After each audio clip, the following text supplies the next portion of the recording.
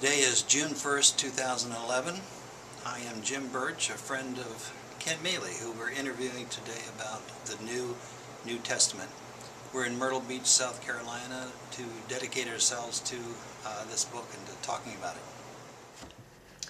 So, taking up in some of what we were talking about last time, I take it from what you were saying that Jesus and the original authors are not really all that interested in the things that seem to occupy our scholars. Who was the real true author? Exactly when was it done? Those things that seem to be the outside things from which we try to get at the meaning through that approach. And here we are in the New Testament when we don't have to approach the inner meaning through those avenues, because we have the original avenue now, the subject of the matter telling us something. Is that true? How do you comment on that? Yeah, that would be exactly right. I mean, the things that scholars deal with, although I honor that, isn't part of what this is about. And who wrote this or who wrote that or when was it written doesn't matter. It doesn't seem to address any of that in here. He just goes on to the heart of the matter. Yes. And it comes down to where Jesus said that they all may be one. If we are all one, if John wrote it or Matthew or Mark or Luke, doesn't matter because they're all one in the deepest sense. So we have to analyze all that. Yes. And put it into, let me see how I can get this to work in my mind, whereas in their mind it's just there already, huh? And we can use our mind to run away from our heart in the sense of understanding what Jesus is talking about, rather than dealing with what does love really mean, and what does love mean in my life, and what do I need to change in my life to love more. We can say, well, did this come from 63 or 64? Was it written by Luke, or was it written by this? And why does Acts switch from he to we? All of these questions, they're a nice pastime, but they're not the core. Mm-hmm. So you're right. Well, you dropped off several books from what 27 books we expect the New Testament to be. Mm-hmm. Do you recall exactly which ones you dropped off and why? Yes, the last four. When I finished John 1, I started John 2, and Jesus said, we'll just skip this. And the same happened with John 3, with memory isn't the greatest. And then the fourth was Revelations. To be really honest, I was not looking forward to doing that because it's been so abused, you know. Yeah. I mean, if you don't like someone, he or she becomes the Antichrist, because that's from the book of Revelations. And there are more Antichrists than there are people sometimes.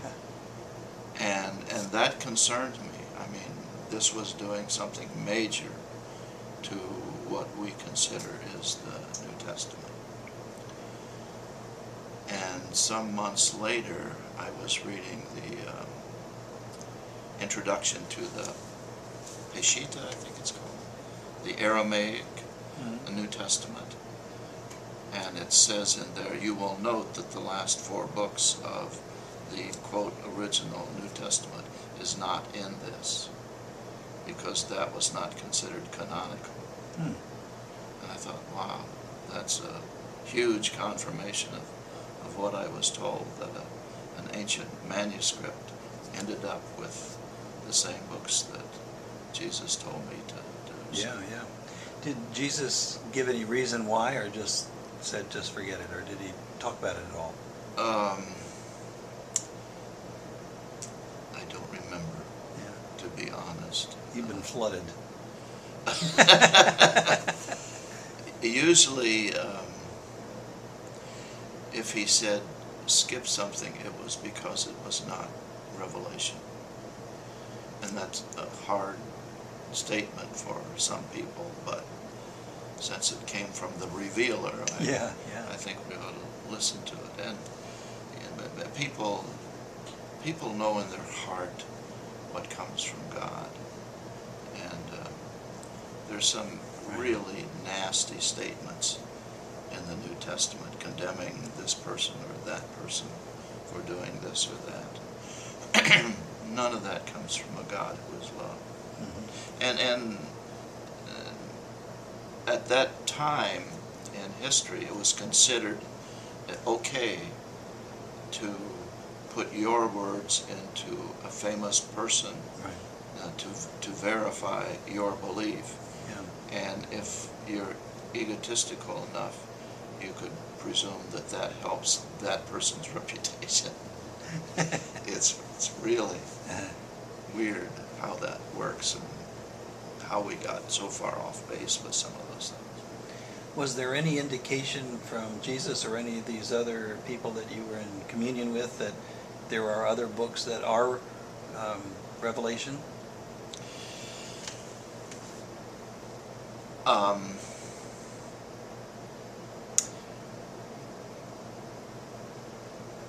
Yes and no. When I was doing the New Testament, I was told to stick with the New Testament as it was, but I was also told that there were other things that were revealed,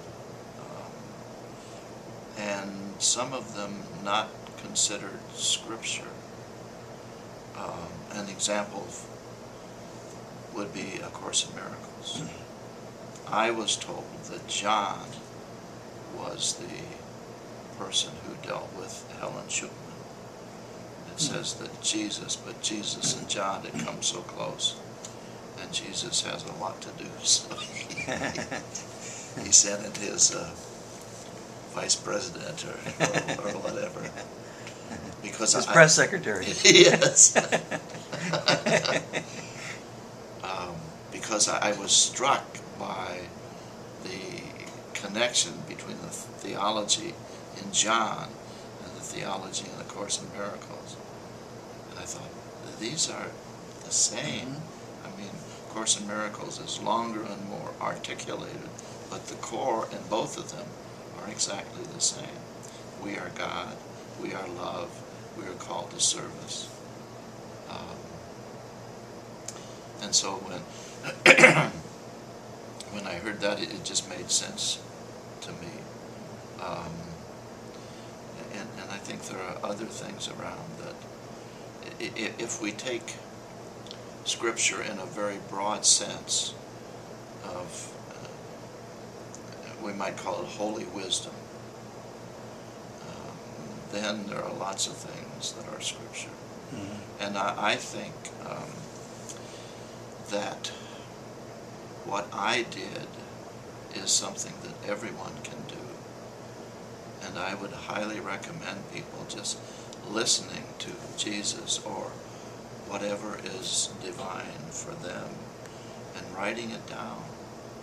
My experience has been when I'm receiving revelation, it is so clear that I think I will remember it always.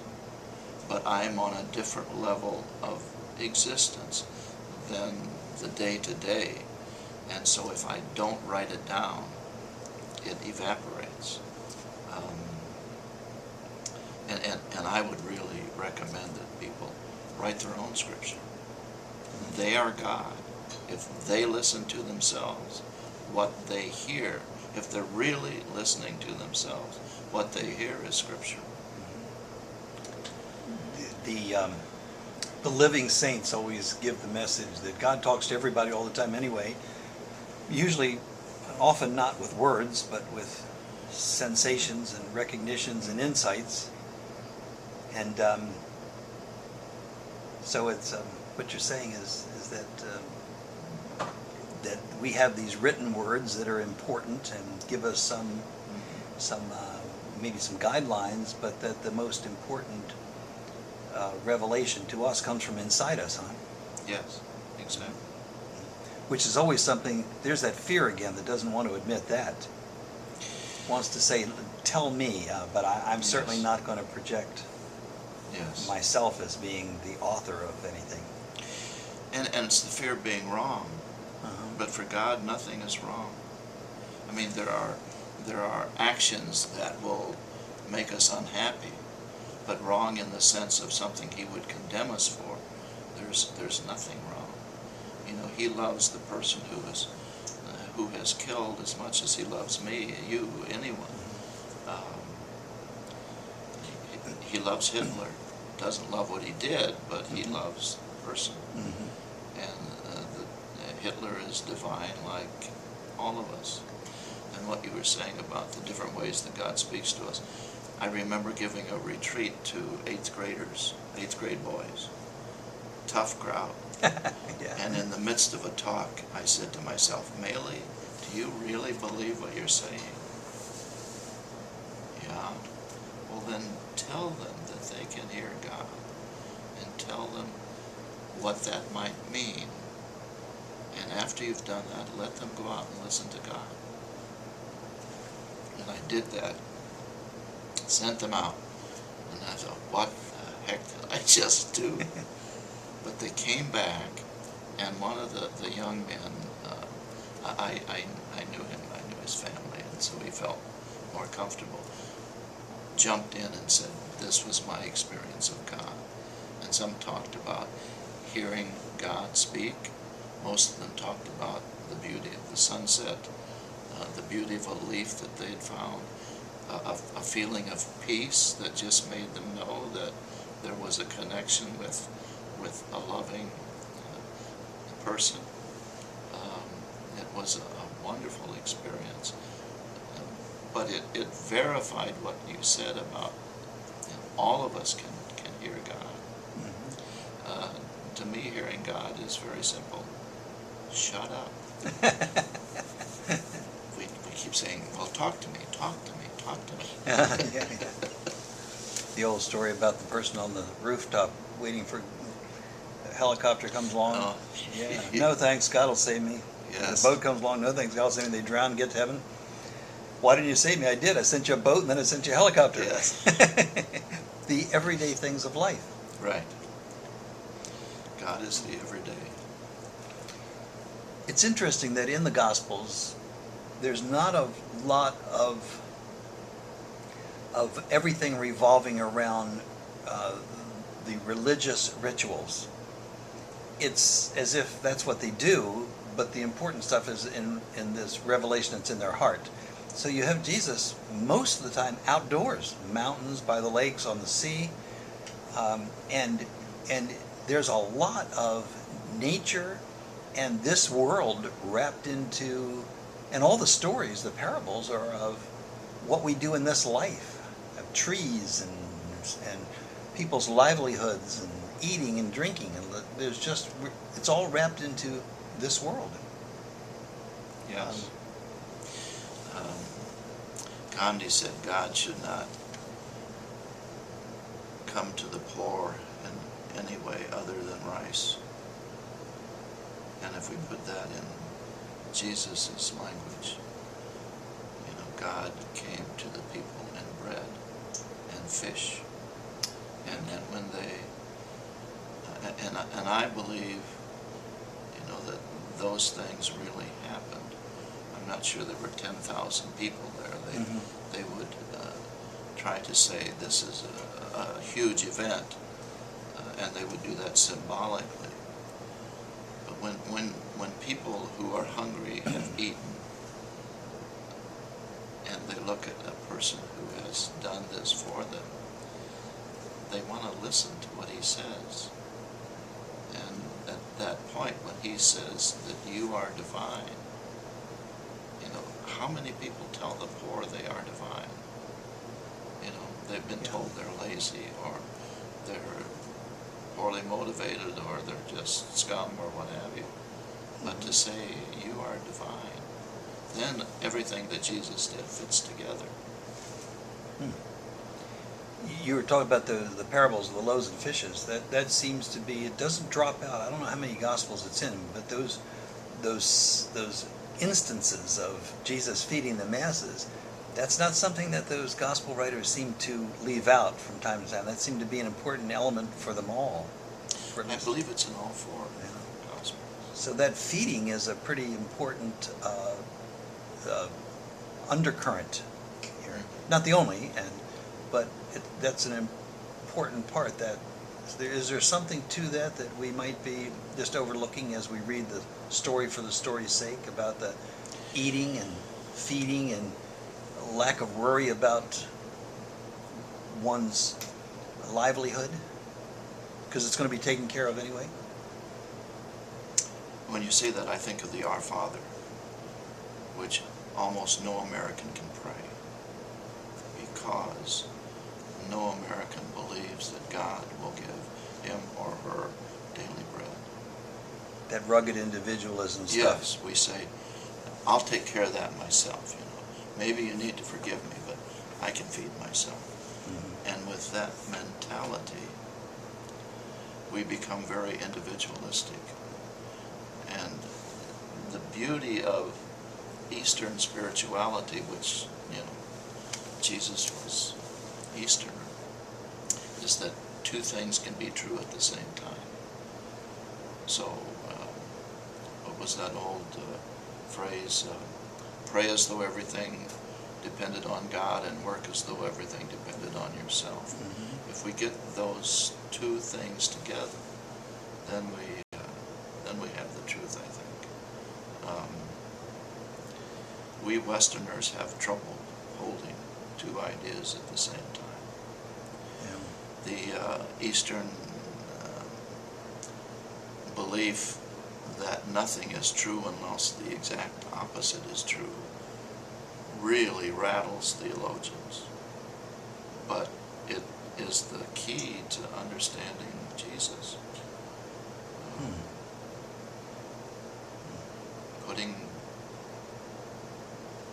Putting the other side to the answer. A concrete one from the beginning. One of the huge problems for Christianity for 3 centuries was Jesus human or divine?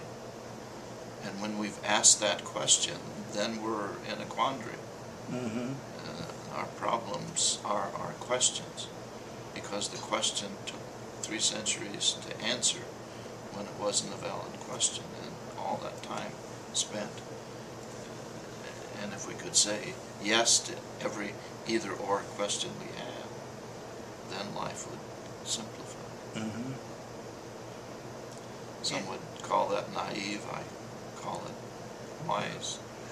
I can't help but think, and I hate to ask the question because it's so timely based, and this revelation is more than just a wraparound for a few decades that we're in at this moment. But we seem to have been in a place in history that over the last few decades, through the leadership of the United States, if you want to call it that, and then spread to other countries, of this rugged individualism. Leave me alone. I'll do it myself. I'm not in charge of these other people. If they sink on their own, it's their problem. And we've taken that to ugly ends. And look what it's done to us as a society. And maybe this revelation of Jesus is some kind of an answer to that. Maybe this comes about because we've gone into that depth of depravity based upon gospel criteria. Do you see Yes. anything in there? Exactly, because Jesus talked about oneness. We are all one. So if that's true, there is no other. So if I'm ignoring the other that I see, and there is no other, I'm ignoring the other that I am. And that's why there's so much unhappiness in the world. Because there is no other. And a great deal of this is based upon these so-called Christian principles that people pull out of the Gospels that really weren't there, which is maybe why this needs to be cleaned up now. Oh, yes. Yes. Jesus went to a lot of work to get me to do this. But he didn't work up a sweat over it, though, I think. Yeah, it's all in a day's work for Jesus. He's pretty calm. He's pretty calm. And it's, see, one of our problems is that we sort of know too much. We know what happens in Africa. We know what happens in the Middle East. We know what happens in India. We know what happens in South America. So sometimes, just for some psychic relief, we want to say, that's other people, that's not my problem. And in some sense, that's true. If everybody took care of every neighbor, everything would just take care of itself. You know, if I took deep interest in the 20 people that are closest to me, and all of those 20 people took care of the people close to them, that would be like a domino effect around the world. It's not rocket science to solve the world's problems. Yeah. It's rocket science to motivate ourselves to do it, or to get out of the box of otherness that Christians particularly have built. Maybe the recognition of all those things going on in Africa and South America and Asia is because at the same time we now have multinational corporations and whose motive is profit, and that means so often exploitation. And that means we have to do something about it, and maybe that's why we know, because at the same time we have the capability of learning, others have had the capability of exploiting. And so, but it is then on an institutional or on a corporate or on a body level the same thing as an individual requirement.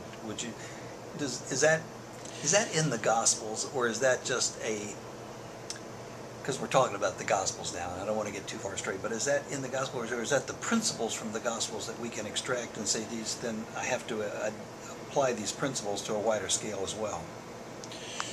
I think it's in the Gospel when Jesus says you can't serve money and God, and national corporations are centered on making money.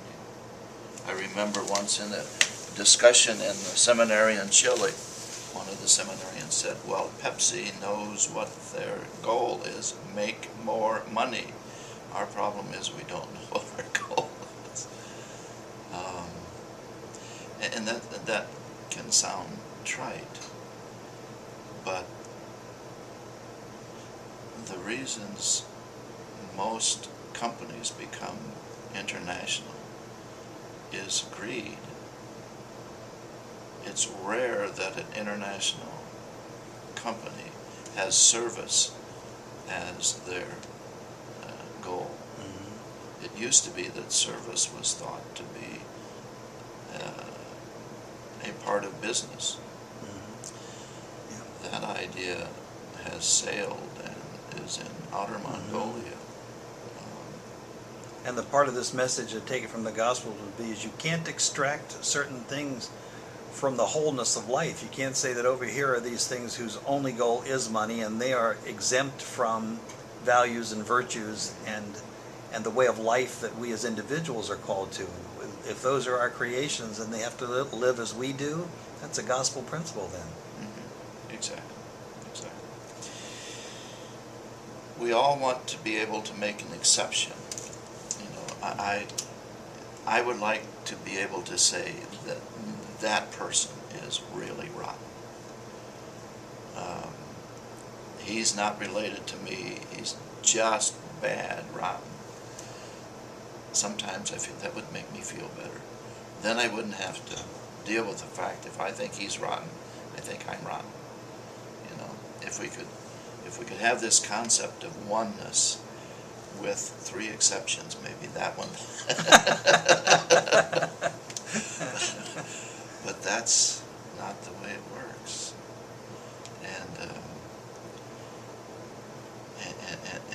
Jesus showed us that by loving Judas to the very end.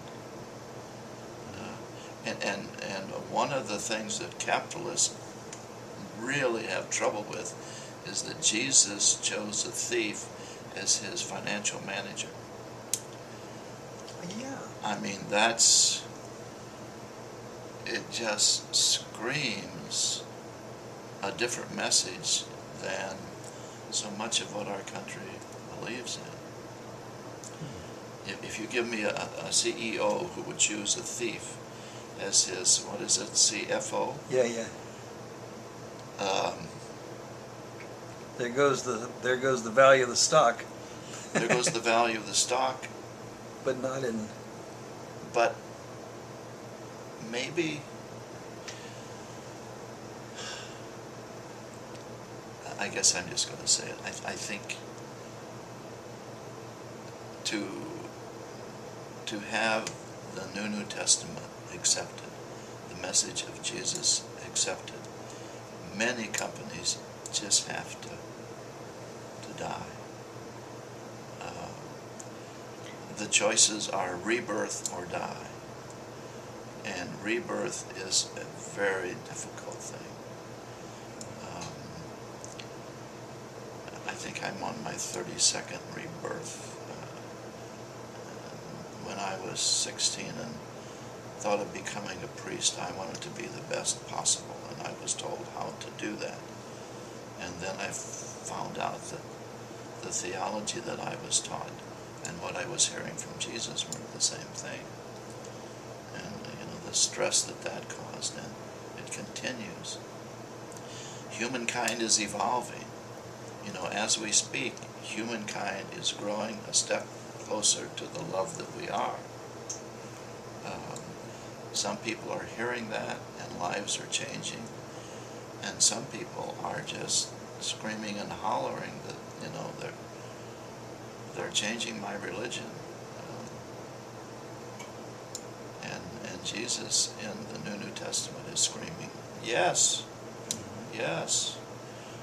Well, what this New Testament will do is not going to change corporate structures, but it's going to change, for those who listen to it, individuals. It'll change the way they think of things, and that will change corporations, causing to the extent that more and more people follow this, which is their heart, which is God's love within them, then they will change these corporations or they will die. Yes, and the New Testament doesn't ask anyone to be different from who they are. It asks people to be who they are. And if anyone is really, really at peace and really happy where they are, they're probably already doing what Jesus is talking about. And it's not about judgment. It's not about saying, if you're a capitalist, it's a dirty, rotten thing. Right. Jesus loved capitalists just like he loves everybody. But the message is, unless you live from your core, which is love, you're not going to be happy. Trying to be somebody that you're not is very stressful. Even if the who you are at the moment is not itself the perfection that we will ultimately attain. Yes. First become yourself, and then become who you want to be. You have to go through stages. Right. And the stages are God-given and good. Yes. And what's God-given about me is that I'm God. And that's not arrogant, because I believe that you're God and everybody else is God. And I believe that God is love, that love calls for service. One of the problems with hearing Jesus say you are gods is our false view of God. We think of God as very distant, as very powerful, very judgmental. I remember saying, if there is a hell, I don't want to go to heaven. I don't want to live with a person who condemns people to eternal hell. And I mean, for me, that's just so simple and logical. But when I say that, some people just go bananas. I said that out in front of a church one day, about 6 months ago. And the next day there was a sign on the church marquee, "Change yourself, not the Bible." I thought, I wonder who that's for. So there is this seeming contradiction in there that hasn't become an issue, but which we just alluded to, in which the perfection is shown, and the perfection is at oneness, an understanding and a living and a being at oneness with God, which is our ultimate goal. It is our home. But at the same time, there is, I take it in the Gospels, a recognition of the beauty of the process, because this process is life. So there's an understanding that that's okay where we are. That's why Jesus accepts everybody for who they are now. Is there something you can comment on that, how that fits in? I think there's two theories of growth. One is that you beat it into people, and the other is that you tell them they're divine. And you can see the difference in children. Children who have grown up knowing they're loved no matter what they do. At the same time, they have been taught what that means. And this is our call to love, means we do these things. And those who have been brought up believing there's something bad about them, and parenting is to take the badness out of children. That can be very effective short term, but at some point you have the proverbial post office shooting spree. Yeah. Somebody was saying, "I'm going to take care of you." Yes, I'll show you how bad I am.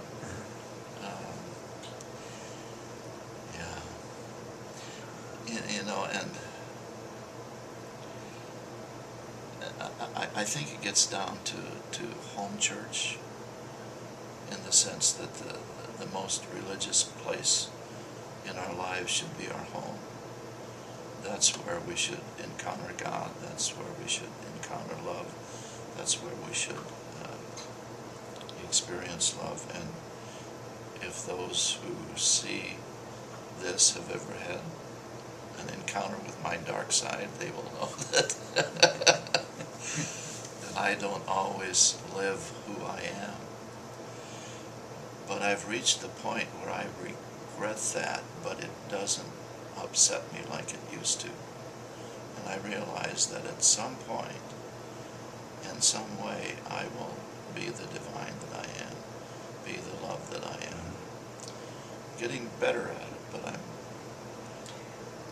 And everybody has that, don't they? We all have we do these things that are, well, I hate to use the word wrong, because they're good in that they teach us who we're not. But we all want to have others not notice that. We want it to be hidden. Mm-hmm. Yes. And we do, I don't know why, but everyone carries to an extent a certain amount of shame about the things they've done that were not their best selves. But all that is hidden will be revealed, which is kind of embarrassing, because take note of that, all of us, when we're doing these things we don't want anybody to know about. Yes, that's the bad side of that. But the good side is everything that we are will be known, is people will know we're divine. Mm-hmm. One of the things I loved about the things that Jesus told me about and are in the New Testament is anger can be used as a reminder that we're God. So that when we do something that isn't loving, if we can think of that, not as we've done something wrong, but as we've done something that needs to remind us that we are loved, then even the bumps in the road can remind us where we're going, we're supposed to do. Mhm. Sometimes I can do that, and I feel good, and sometimes I don't, and I don't feel so good. That's part of the questions of translation of prior to the New Testament. I don't know whether it was addressed there or not, but there are times when it says Jesus was angry. Mhm. In what way was Jesus angry? Did you get a different feel for that from your revelations than we might get from the Old New Testament?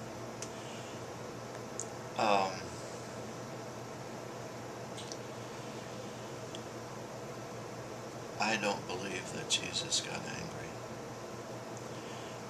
I believe that because anger is based on fear. You know, it's fear then anger. If we're never afraid, we're never angry. You know, and if you're never fearful, and I don't see how you could be fully God and be fearful, then I don't see how you could be angry. I think you can be perturbed and discouraged.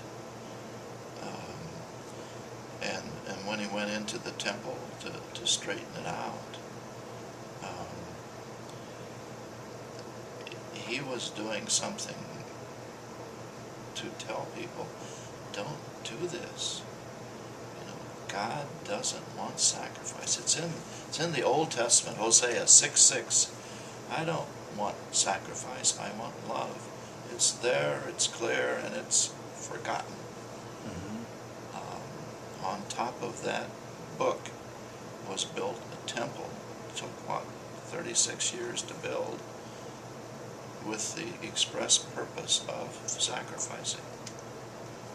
When the Bible that it was built on said, don't sacrifice, I don't want it.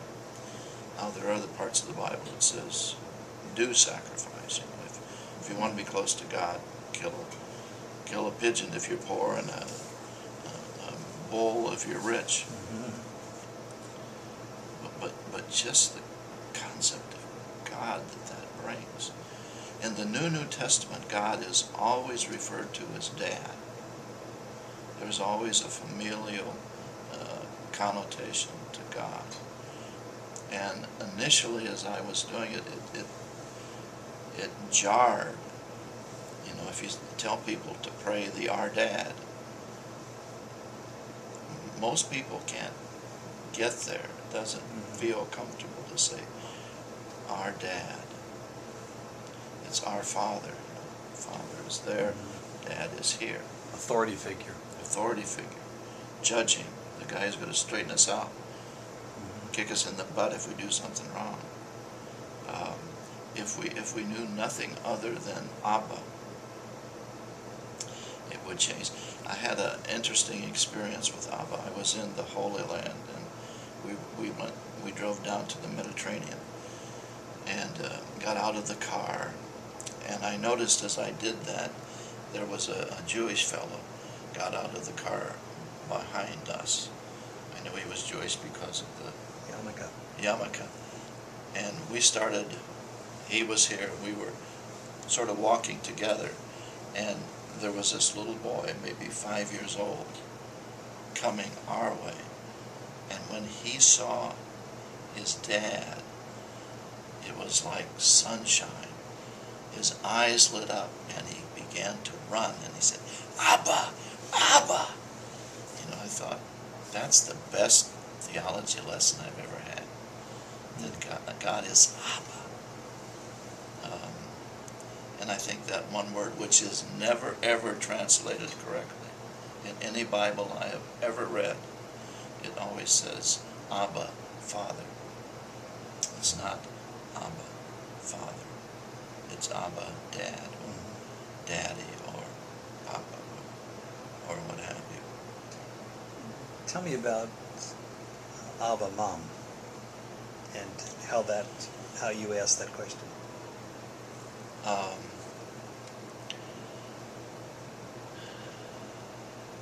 You know that God is not only Father Were but you Mother. the one that asked me that recently? I don't know whether I asked you, but you did tell me that. So Somebody asked me. and you gave me an answer. But here we are on tape. We want to. Yes. For all the world to know. Yeah. I don't, somebody asked me, or I asked myself, if Jesus ever used mom when he talked to God. And I realized in all of this work about the New Testament, I had never asked him that question. And I said to Jesus, did you ever use mom when you talked to God? And he said, of course. And I used bro, and I used sis. For me, God was family. And in my life, Dad was special, Mom was special, brother was special, and my sisters were special.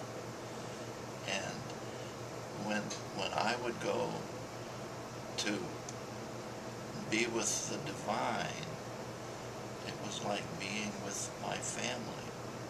There was no sort of difference between the sacred part of me and the secular part of me that was my human family.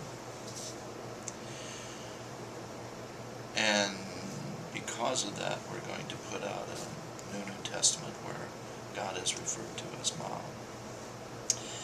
That hasn't happened yet because I was slow to catch on.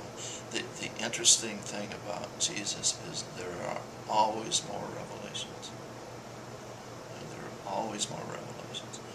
It drives me crazy in editing the New Testament, but there are always revelations.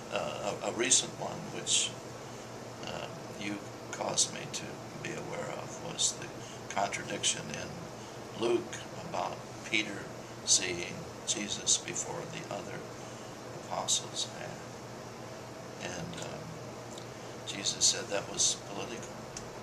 It was important for the people at that time that Peter was number one.